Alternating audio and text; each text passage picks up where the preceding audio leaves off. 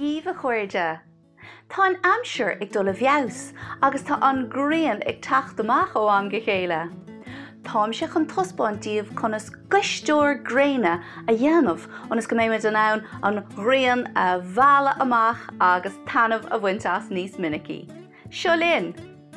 Na rudaí atá tastáil ná clabín nó bór ó iogurt nó uachtar na rud éigean mar sin atá trédhearcach, páipéir chiada ina hana agsúla, píosa ribín nó shrang, glú PVA bháin, agus scuab, agus rint tape.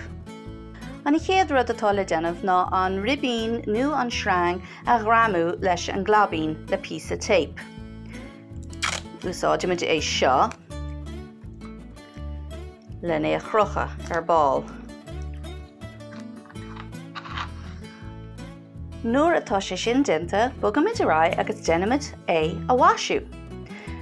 Is féidir píosaí den fápéir chiada a stróice ina bíosaí beaga.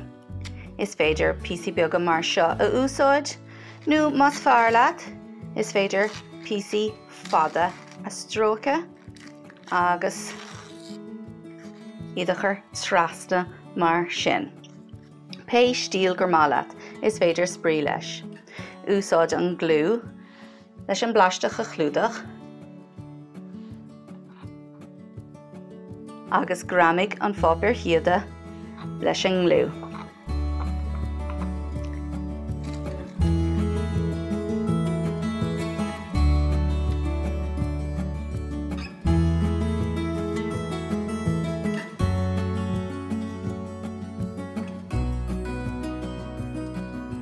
Lean a rá gotí go bhfuil an clabín umláin clúdathe agat.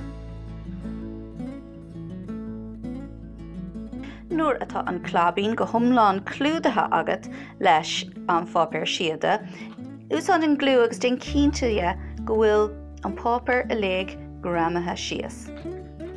An sin tá sin amdó trimú. Nuair atá sé tirim, is féidir leat do Gaisteoir Gréine a crochasú san inneog, feici tú go rachaigh na dahanna go hálan lena chéile nuair a lonraíonn an Ghrian tríd. Buin tainmh as!